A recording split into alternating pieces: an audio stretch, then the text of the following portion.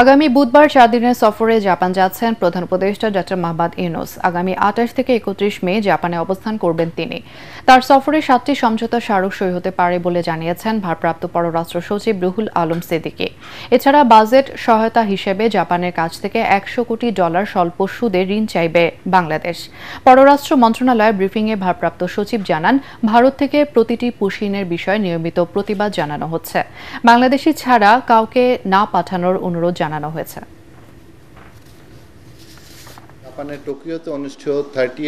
জাপানের টোকিওতে অনুষ্ঠিত 30তম Nikkei forum future of Asia সম্মেলনে অংশ নেবেন প্রধান উপদেষ্টা ডক্টর মোহাম্মদ ইউনূস।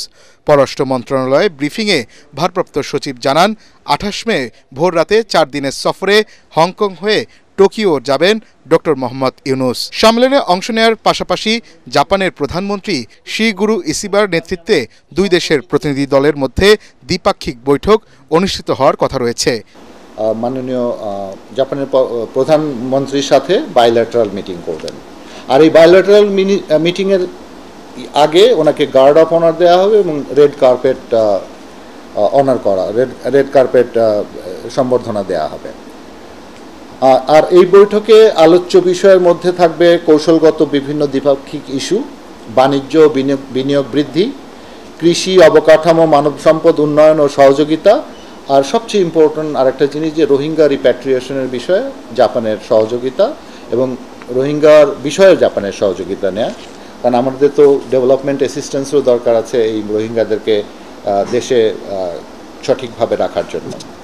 ভারতের পুশিন নিয়ে প্রশ্নের জবাবে ভারপ্রাপ্ত পররাষ্ট্র সচিব রুহুল আমিন সিদ্দিকী জানান, এ বিষয়ে বিভিন্ন পর্যায়ে যাচাই বাছাই করা হচ্ছে এবং ভারতের সাথে আলোচনা চলছে।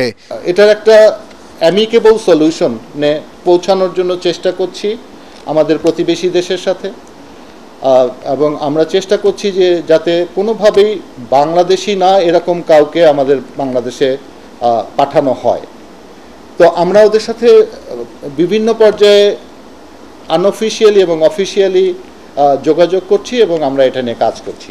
সামাজিক যোগাযোগ মাধ্যমে ওবায়দুল কাদেরের বক্তব্য প্রচার প্রসঙ্গে সচিব জানান, ভারতের প্রতি অনুরোধ জানানো হয়েছে বাংলাদেশের জন্য ক্ষতিকর কাউকে আশ্রয় প্রশ্রয় না দেয়ার। আমাদের প্রতিবেশী দেশে যারাই থেকে যারা আমাদের বিরুদ্ধাচারণ করছে বা যারা বাংলাদেশের বিরুদ্ধে কোনো কিছু বলছে, তাদের বিষয়ে আমাদের অবশ্যই আমরা ভারতীয়দের কাছে জেনারেলি বলছি যে আমাদের তো একটা গুড নেইবারলি রিলেশনশিপের বিষয়ে চিন্তা করলেই আমরা বলতে পারি যে এগুলো তোমরা প্রশ্রয় দিও না।